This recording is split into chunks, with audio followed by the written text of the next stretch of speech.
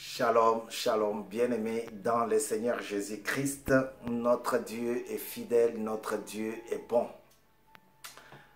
Je vous présente mes voeux le meilleur, de bonne santé, de longévité et surtout de bonheur. Que la grâce de Dieu soit manifeste dans vos vies. Vous êtes sur Mukulu TV dans votre émission Je lis pour toi, la première émission de cette année. Nous allons parcourir le chapitre 14, chapitre 15, et si nous avons le temps, si Dieu nous permet d'aller jusqu'au fond, au bout du chapitre 16. Ça sera une grâce pour nous. Alors, je vais faire cette lecture à votre place. Surtout à toi, mon frère, à toi, ma soeur, qui est occupé. Moi, je pense comme ça. Mais quand tu seras libre, quand tu seras décanté de ce que tu fais, quand tu vas terminer le service que tu fais, veuille bien continuer la lecture. Et sur ce, je vous demande de suivre la lecture, la parole de Dieu. C'est votre frère Bavon Kassongo Badia. Je lis au nom du Seigneur Jésus. J'ai la Bible, le Semeur. Ésaïe chapitre 14. En effet, l'Éternel aura compassion de Jacob. Son choix se portera encore sur Israël. Et il leur accordera du repos sur leur terre. Les étrangers se joindront à eux. Ils se rattacheront à la famille de Jacob. De peuples les prendront et les conduiront chez eux. Et la communauté d'Israël prendra possession d'eux dans le pays de l'Éternel. Elle fera d'eux des serviteurs et des servantes. Ils retiendront prisonniers ceux qui les avaient déportés et ils domineront sur ceux qui les opprimaient. Le jour où l'Éternel aura donné du repos, après tant de souffrances et d'agitation, après le dur esclavage qui t'a été imposé, tu entonneras ce chant satirique. Sur le roi de Babylone, tu diras: comment l'oppresseur n'est plus là?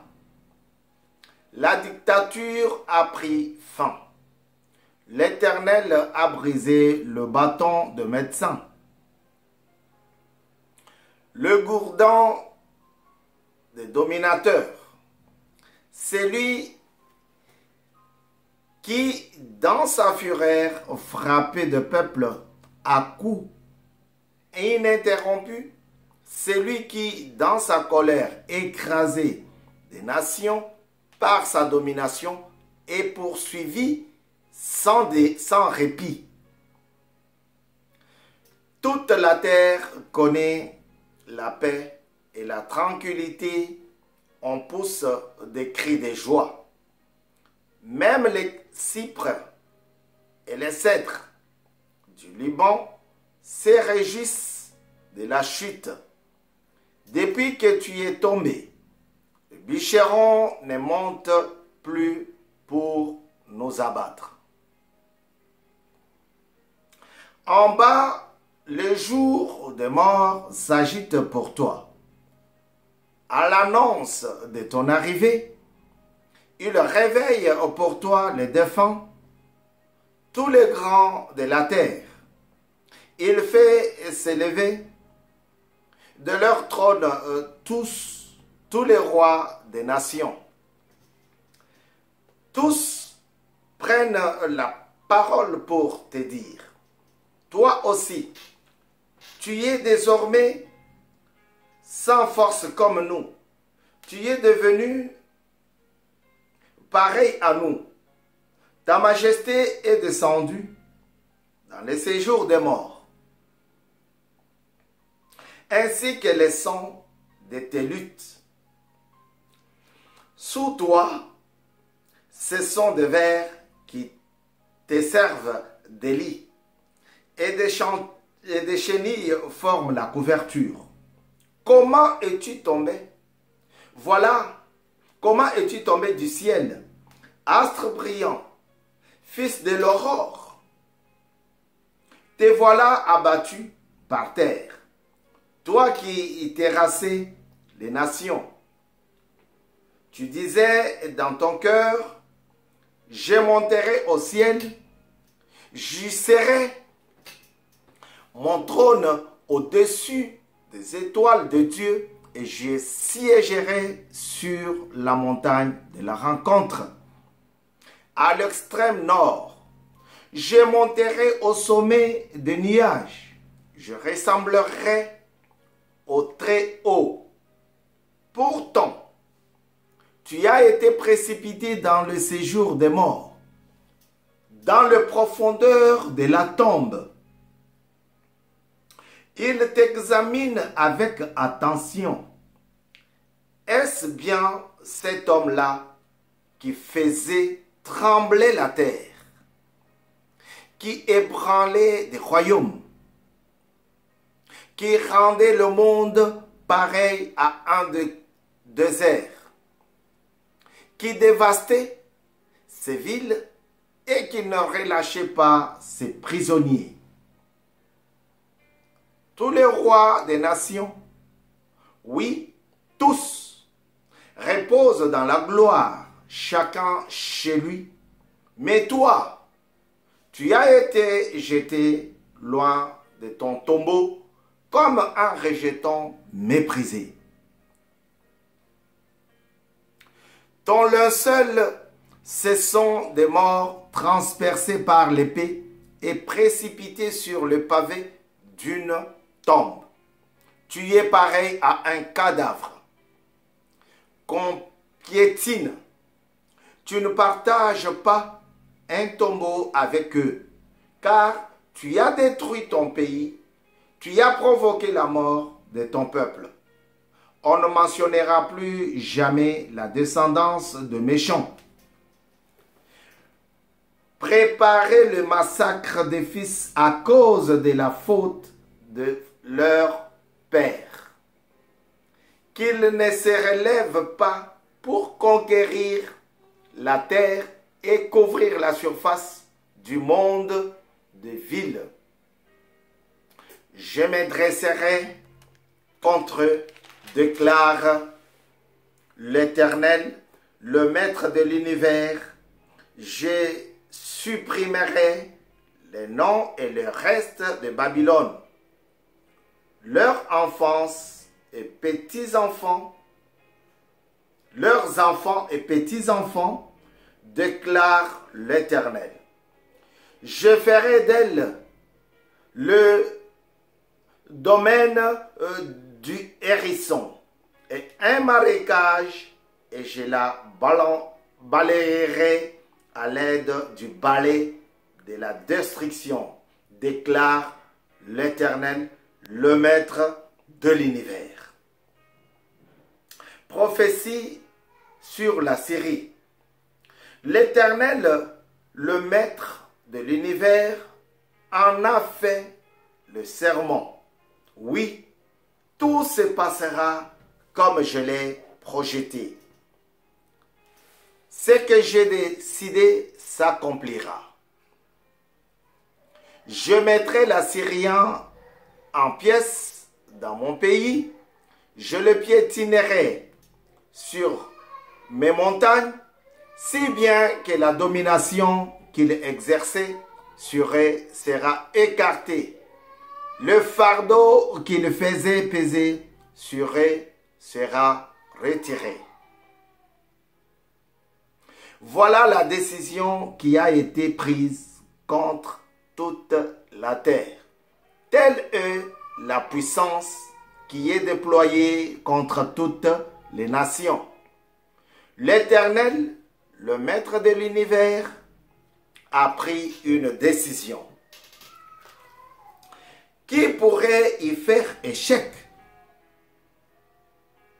Sa puissance est déployée. Qui pourrait l'écarter?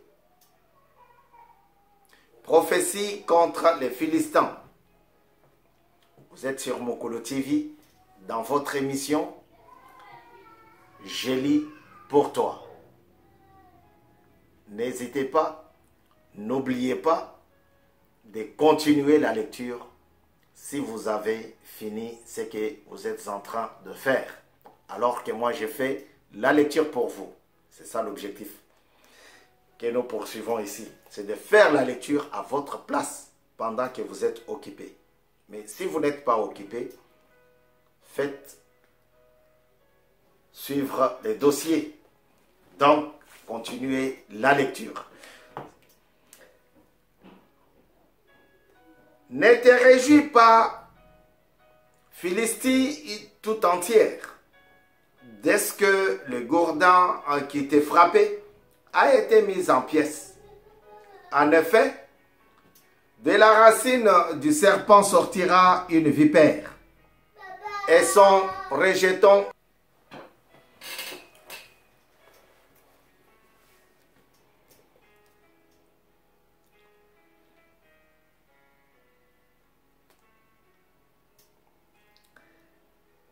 de la racine du serpent sortira une vipère, et son rejeton sera un serpent venimeux volant.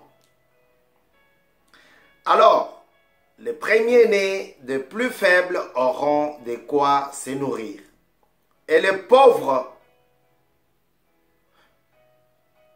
pourront se reposer en toute sécurité.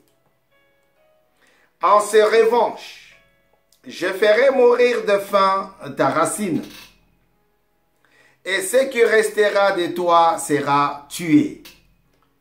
Porte, poussez des gémissements, ville, lamente-toi. Tremble, Philistie, tout entière, car une fumée arrive du nord. C'est une troupe au rang serré. Que répondra-t-on aux messagers de la nation?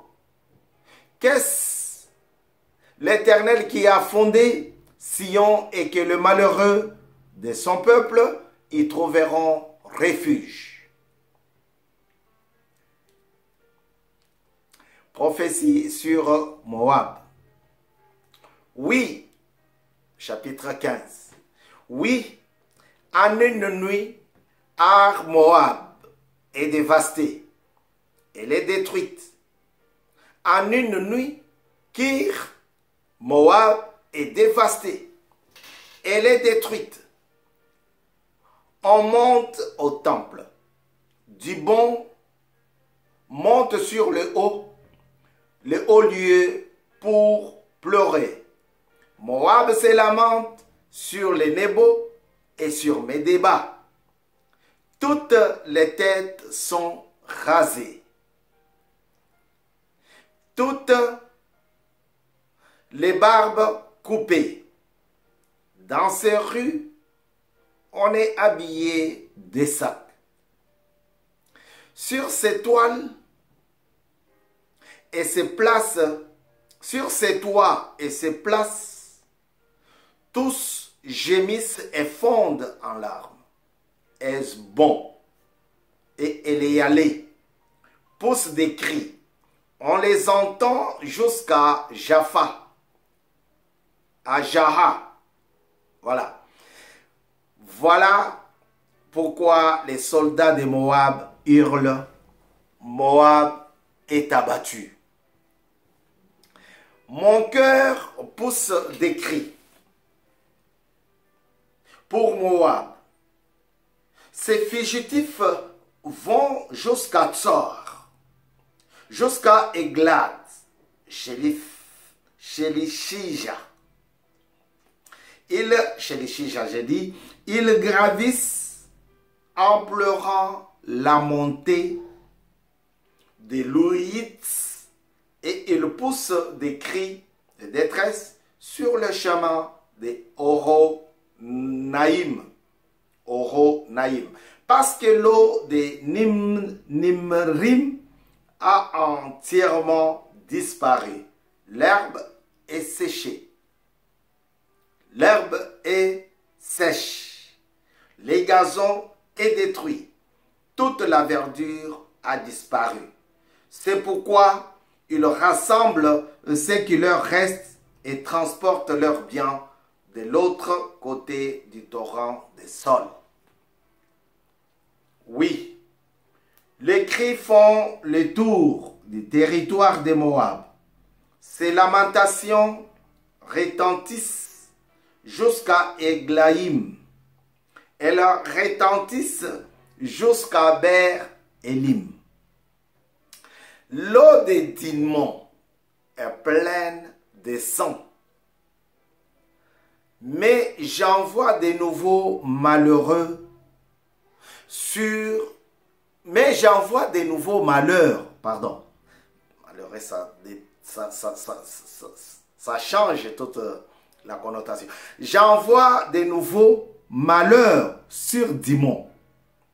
Un lion contre les rescapés de Moab, contre le reste du pays.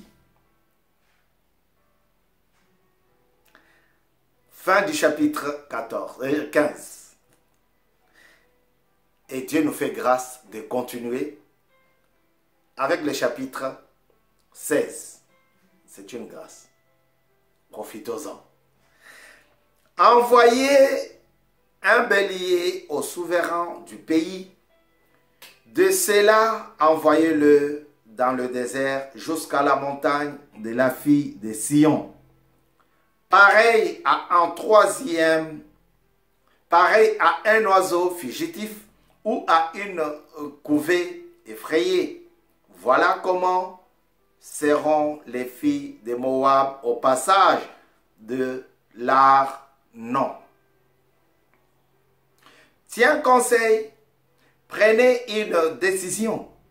Couvre-nous en plein midi de ton ombre, aussi épais que la nuit. Cache les exilés, ne trahis pas les fugitifs. Laisse les exilés de Moab séjourner chez toi. Abrite-les contre les dévastateurs. En effet, l'oppression cessera. La dévastation prendra fin. Celui qui piétine le pays disparaîtra. Bien-aimés, vous êtes sur Mukulu TV dans cette émission intitulée « Je lis pour toi ». Dieu dit quoi? L'oppression cessera. L'oppression va s'arrêter. Dans cette prophétie de Moab, écoutez bien, on dit l'oppression cessera.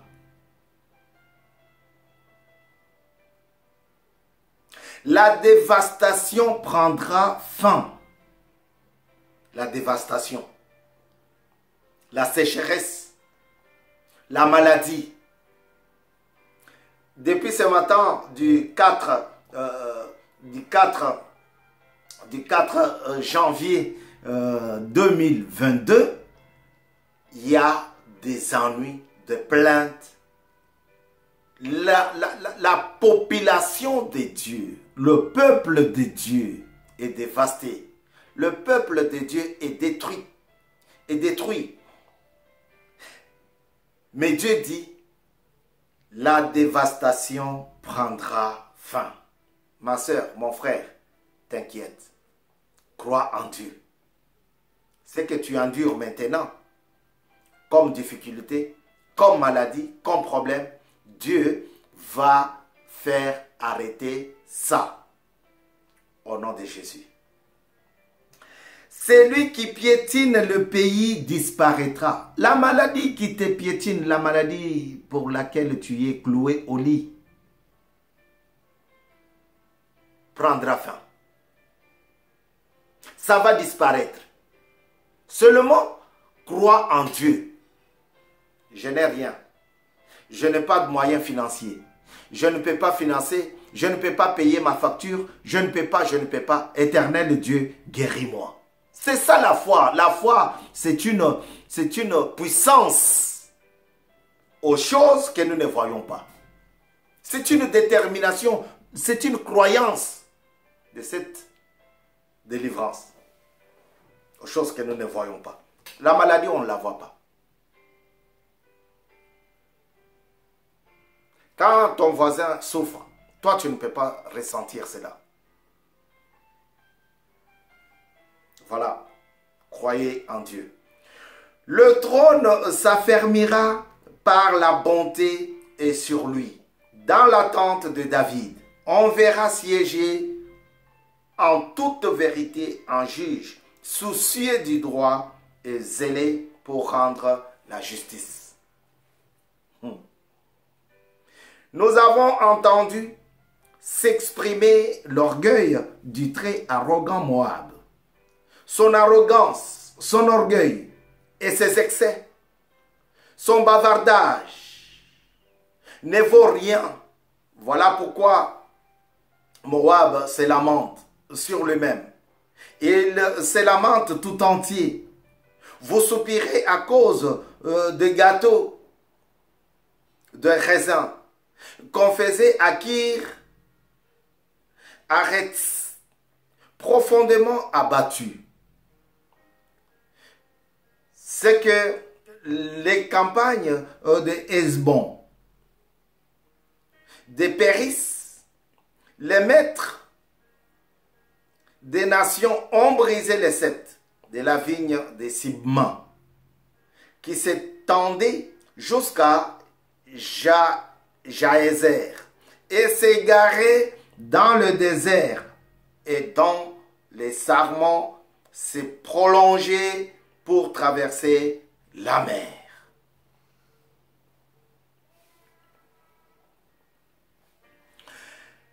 Verset 9, nous tendons vers la fin de cette partie. C'est pourquoi je pleurerai sur la vigne de Sibma, autant que sur Jaézer. Je vous arroserai de mes larmes, Hesbon et Éléalé. En effet, sur votre récolte et sur votre vendage, les cris des vendageurs ont cessé. La joie et l'allégresse ont disparu des vergers. Dans les vignes, plus de chants, plus de réjouissance. Les vendageurs ne pressent plus le raisin dans le cuve. J'ai fait cesser les cris de joie. Ah Seigneur, voilà pourquoi je vibre intérieurement pour Moab. Pareil à une harpe, je suis profondément ému pour Kir Arès. Moab se présente, il se fatigue sur le haut lieu, il entre dans son sanctuaire pour prier, mais il ne peut rien obtenir. Telle est la parole que l'Éternel a prononcée depuis longtemps à l'intention de Moab. Et maintenant, voici ce que dit l'Éternel. Frère, il y a trop de souffrance. Il y a trop de chômage. Bon, trop de chômeurs. Il y a trop de cris, de pleurs et de grincements des dents. Comment pourrais-je passer cette journée. Il y a les angoisses et les inquiétudes. Dans la personne de la population de Dieu. Mais l'Éternel dit, verset 14, « Et maintenant, voici ce que dit l'Éternel. Dans 3 ans,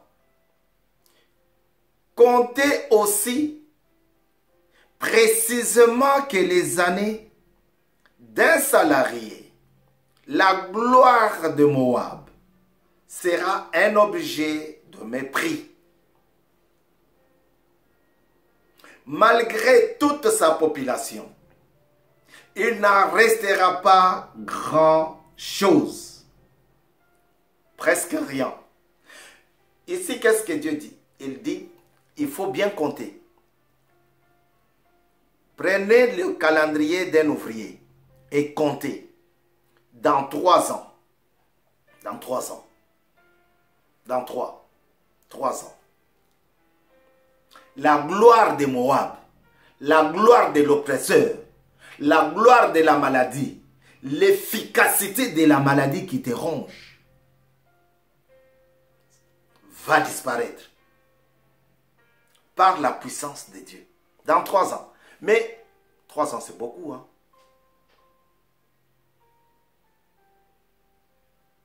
Mais comptez sur l'efficacité de Dieu. L'intervention rapide de Dieu. Pour toi, 3 ans, ça peut être 3 secondes. Pour toi, Dieu peut dire 3 ans. Mais pour toi, c'est 3 minutes. Pour toi, 3 ans, c'est 3 jours. Pour toi, c'est dans un laps de temps que Dieu va agir. Parce qu'il a entendu tes cris. Il a entendu tes douleurs. Il a entendu. Laisse que la gloire de Dieu se manifeste en toi, dans ta vie, dans ton foyer, en cette période de bonne année. Que Dieu t'accorde la bonne santé, qu'il rétablisse, qu'il restaure ta vie. Au nom de Jésus, nous avons ainsi dit Amen. Vous étiez sur Mokolo TV et nous vous prions de vous abonner. Votre présence est vivement souhaitée. Que le Seigneur vous bénisse. C'était votre frère Bavon Kassongo Badia. Au revoir.